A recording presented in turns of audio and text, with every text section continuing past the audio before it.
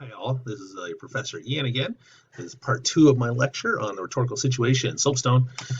So hopefully you've taken a look at this article from the LA Times, and let me just say, I'm not endorsing this article. This is just the first one I pulled up. I thought it'd be just interesting to take a crack at something topical.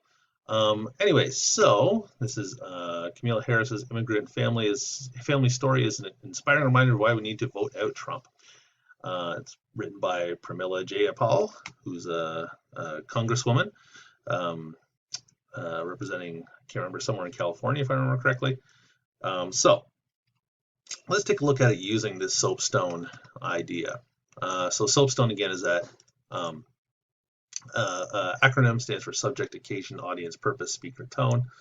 So if we start with subject, what is this text about?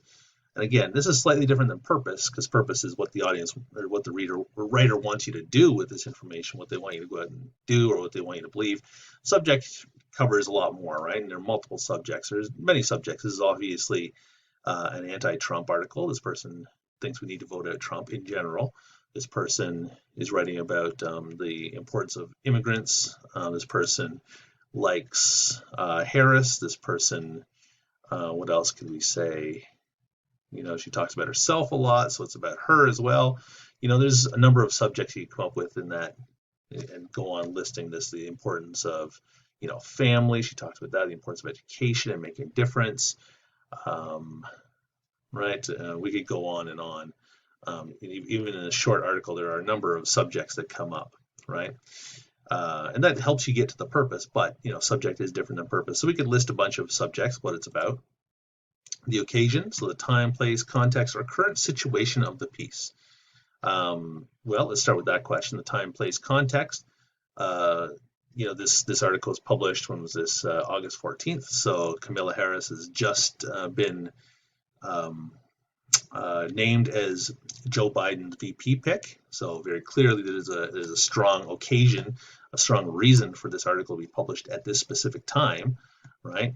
She's just announced it, so now you're going to have people on the, who support the Democratic Party are going to be coming out and writing articles like this, op-eds like this, defending or supporting Kamala Harris. Right? You're going to see a slew of these because of the current situation and the time. Right? They are responding to this political moment. You're going to see articles and op-eds and such from people who support the Republican Party coming out now and attacking Harris. They wouldn't have come out 3 weeks ago and attacked Harris or supported Harris, right? So the occasion for this is, of course, that she's just been named as the VP pick for Joe Biden. So what form is this text? An essay, an op-ed, a novel? This is an op-ed. It's a very personal op-ed. This is Jayapal's kind of like personal vouching for Harris in a lot of ways. It's not super clinical. It's not written in a very super objective kind of manner where she's looking at stats and figures. Instead, it's very much a personal kind of op-ed essay, right? Let's see what she's going for with the form of this, right? And then you can ask yourself, what's the genesis of the writing, or what possibly got it started? Why did the author sit down and write about this?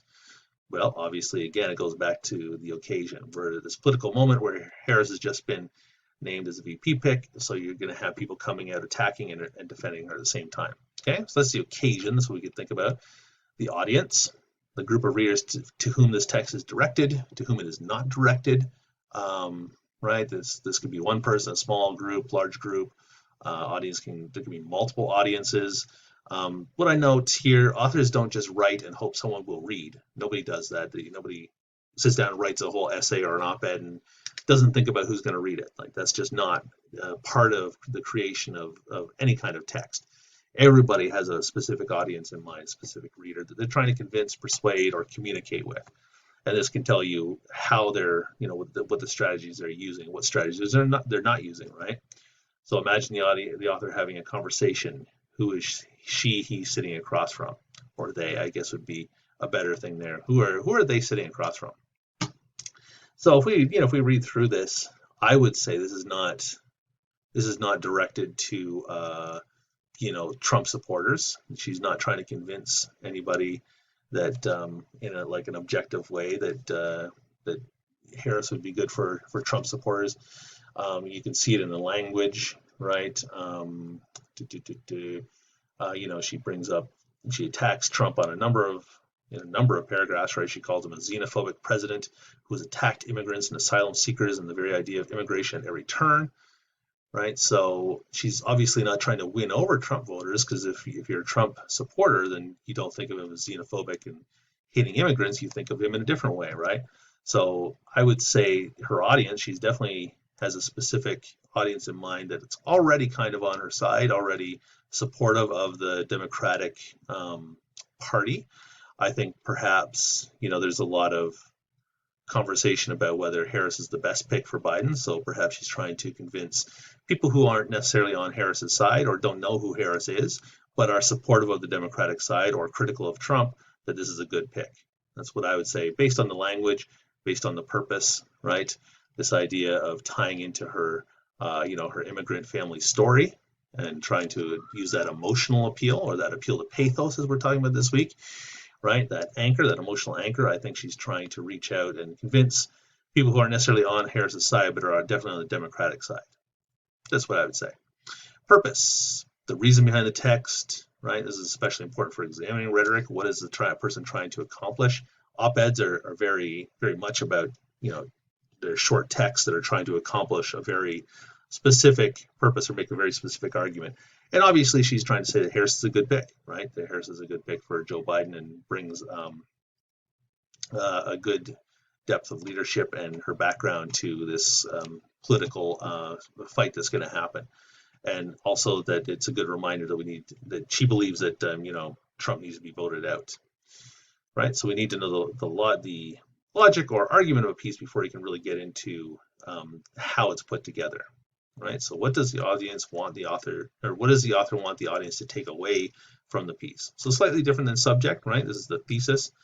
And again, Harris is a good pick as the VP would be how I would summarize the purpose of this piece. Speaker, so who's making the argument? Both who is the voice telling the story, who's behind the voice, right? And the author and speaker aren't necessarily the same, right? Because sometimes authors will go on the offensive and attack, or will use a lot of statistics and try to stay really objective about an argument, right? They might try different techniques in their writing that aren't necessarily reflective of who they are as, a person on the street. They might use a different writing persona. And if you read this article, you're going to see, it starts with this I was born into this family. So there's a very strong personal connection the speaker is trying to make, and really emphasizing these notes that she comes from an immigrant family and, worked her way up. And now she's one of these decision makers in government, and, talking about the power and the importance of that. So she's definitely playing or adopting that persona in her writing, right? She's not writing an objective piece where she's looking at stats and figures. Instead, it's this very personal piece where she's looking at the importance of this immigrant story, and she's using her own immigrant story to help tie that together. So the speaker, we can talk about how she's using that